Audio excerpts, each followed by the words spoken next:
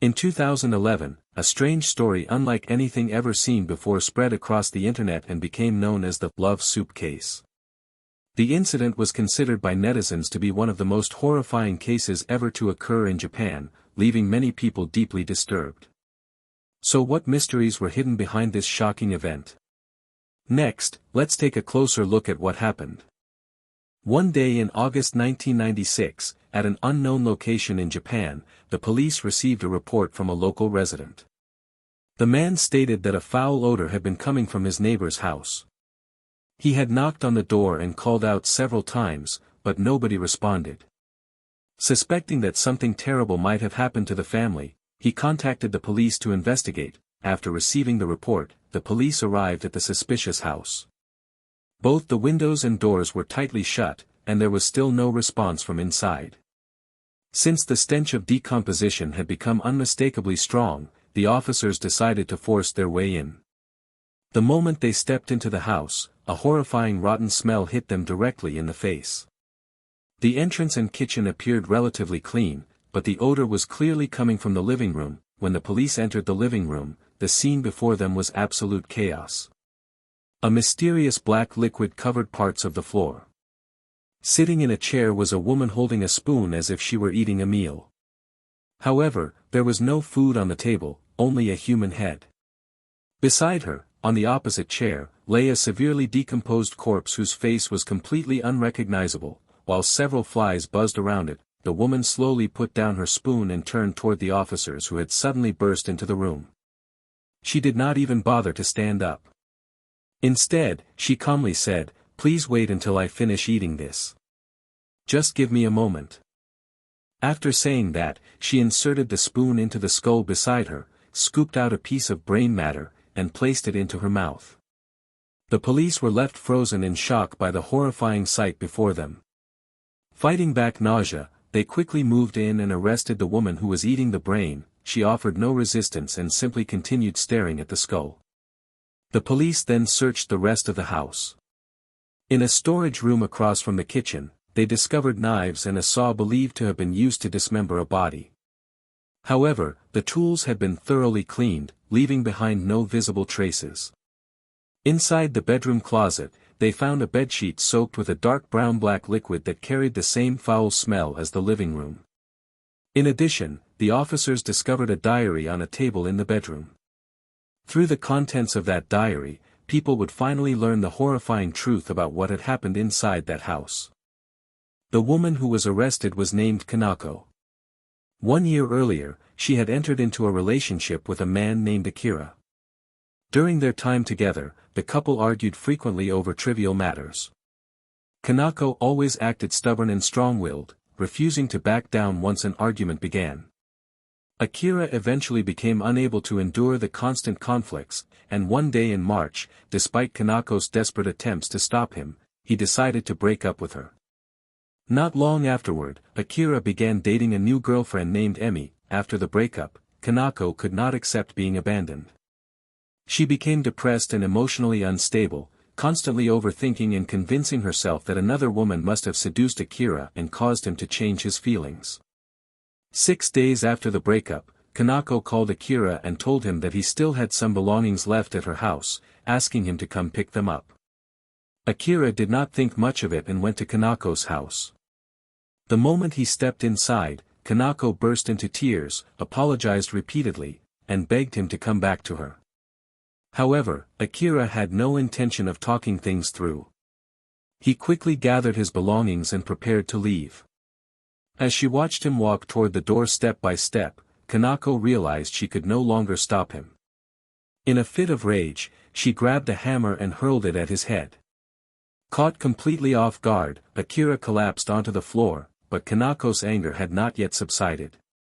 She continued striking him several more times with the hammer, venting all of the resentment and fury bottled up inside her.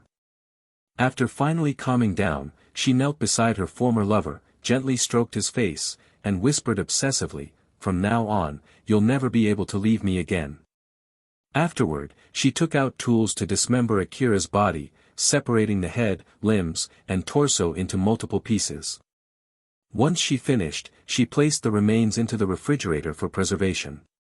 Staring at the pieces of flesh inside, she quietly muttered to herself, "Akira must be very cold inside the fridge, please endure it a little longer." After that, Kanako made a horrifying decision. She would gradually consume her boyfriend's body so that the two of them could become one and remain together forever. 2 days later, she began carrying out the act. The first thing she ate was one of his hands. A day later, she used some of his internal organs to cook a special soup, proudly calling it love soup. Over the following days, other body parts were slowly cooked and eaten one by one until, in the end, only Akira's head remained. Kanako did not rush to finish it because her obsession had still not faded. She eventually learned that Akira's new girlfriend was named Emi, and at that moment, a new plan began forming in her mind. By April, Akira had already been missing for quite some time. Kanako called Emi and told her that Akira was currently at her house and had returned to her. The call left Emi completely shocked. She could not believe that Akira would go back to his ex-girlfriend. Filled with doubt and suspicion, Emi went to Kanako's house. That was exactly what Kanako had been hoping for. Completely unaware of the danger, Emi was struck unconscious the moment she entered and was tied to a chair in the living room. Afterward, Kanako placed Akira's severed head on the dining table, positioning it so that it faced Emi. One of the eyes had already decomposed and looked as if it might fall out at any moment. Kanako gently wiped it with a cloth before softly saying, "Akira, look at Emi over here.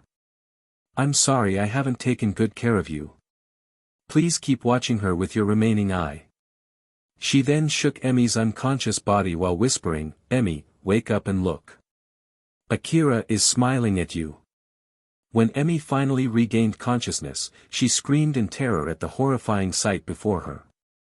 She desperately struggled to escape, but no matter how hard she tried, the ropes would not come loose. Overwhelmed by fear, she quickly fainted again. The next morning, Emi still had not fully recovered. Kanako grabbed Emi's hand and stared at the ring on her finger before muttering, "Is this the ring Akira gave you?" She did not wait for an answer. Instead, she forced Emi onto the floor and violently smashed her finger with a hammer. The intense pain caused Emi to wake up screaming uncontrollably. She begged Kanako to spare her life, but Kanako showed no sympathy whatsoever. After attacking her for some time, Kanako suddenly stopped. Remembering that Akira liked cleanliness, she dragged Emi aside and carefully wiped the blood stains off the floor.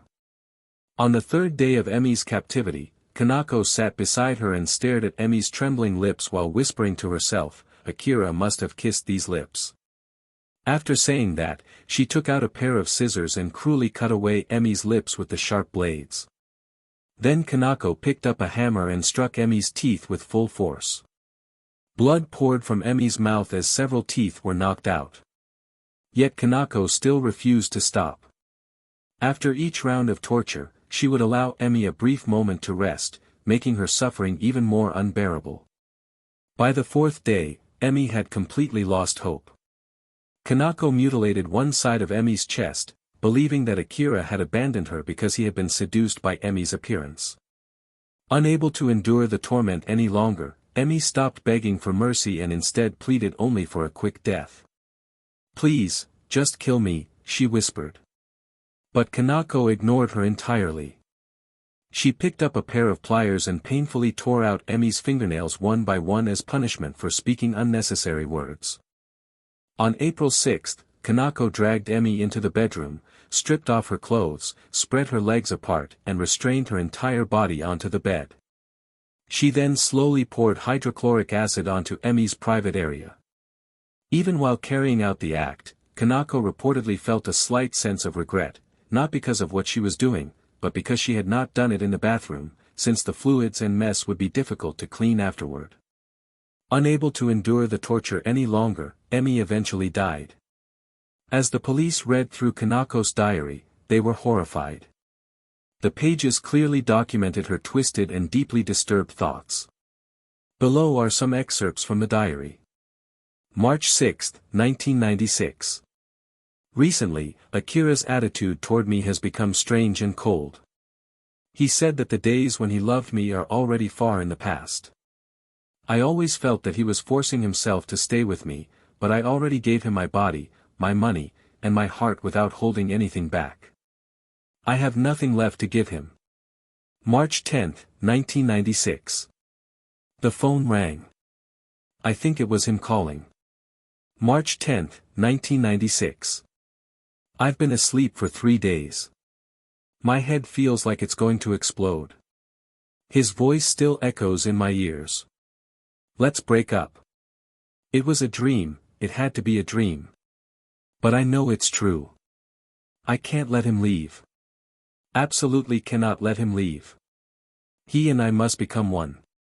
He's only temporarily lost his way. He'll come back to me soon. I will definitely keep Akira by my side and never let anyone take him away from me forever.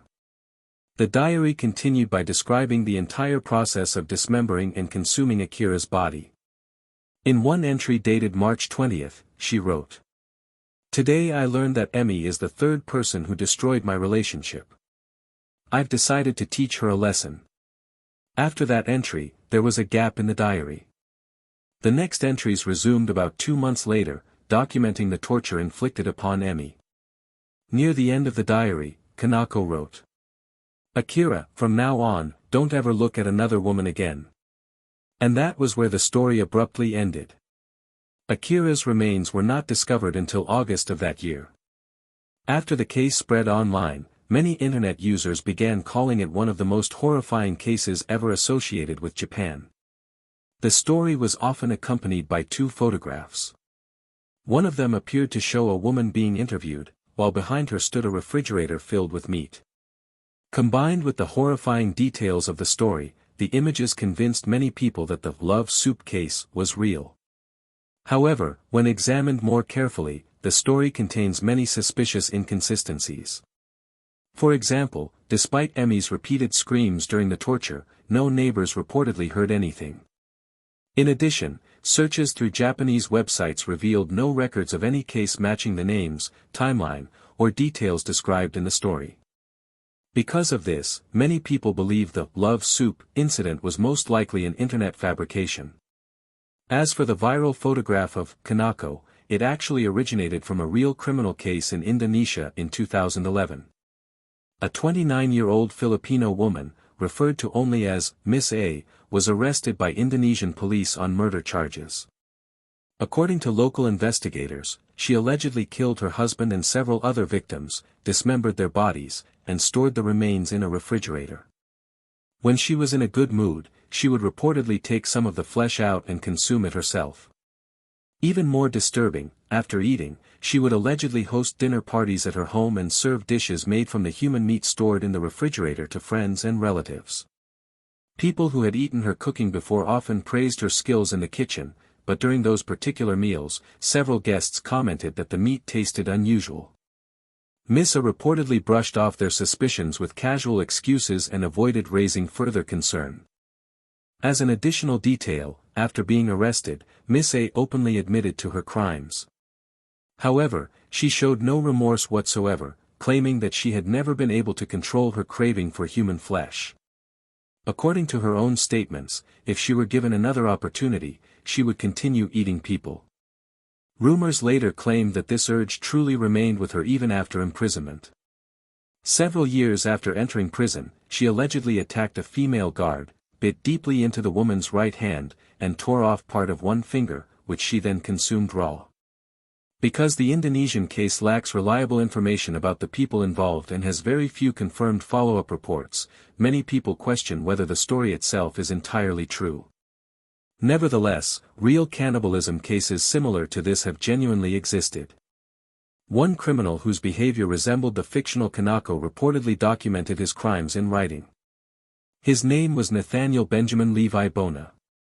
Bona was born in Massachusetts.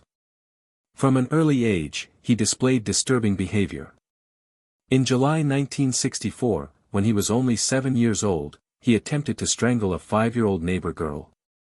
Fortunately, the girl's parents discovered the situation in time and rescued her. It seemed as though a dark and violent impulse had always lived inside him.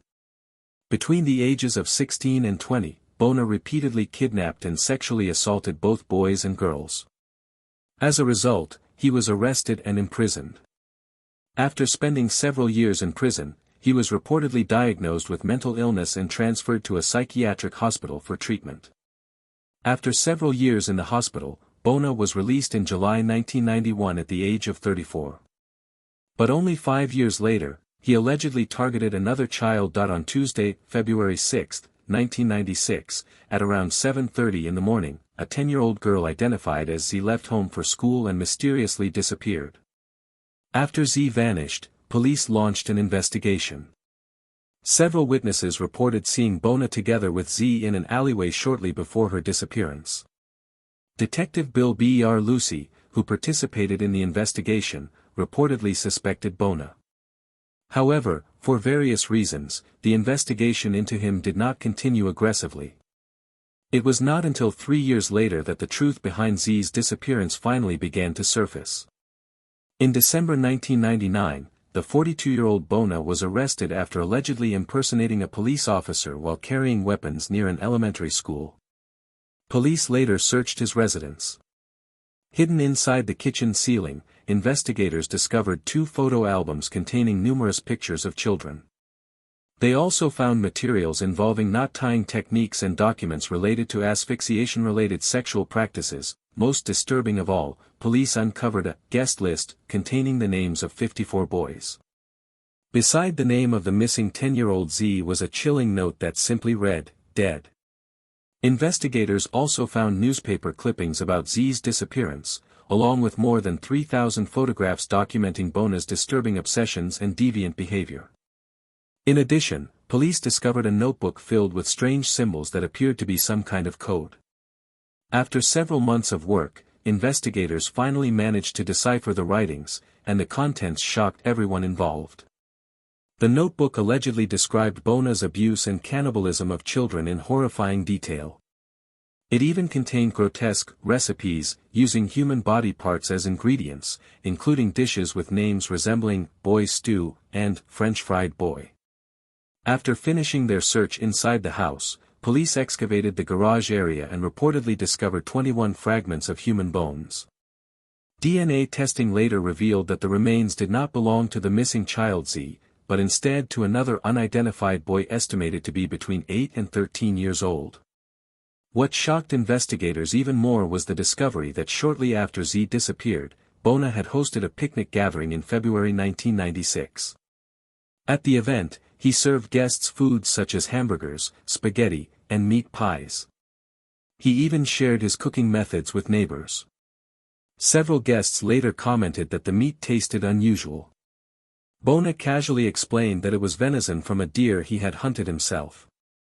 However, investigators later learned that he possessed no hunting license, no hunting rifle, and no actual hunting experience.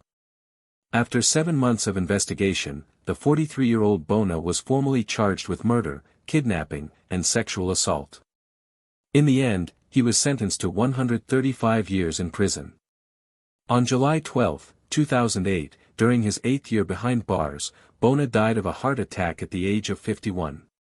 He was remembered as a brutal and deeply disturbed cannibalistic criminal. Much like the fictional Kanako from the Love Soup story, Bona carefully documented his crimes in writing, revealing a twisted and pathological personality. The difference, however, is that the Love Soup story is widely believed to be fictional, while Bona's crimes were horrifyingly real. See you all for the next cases. Please like and subscribe to my channel to support me.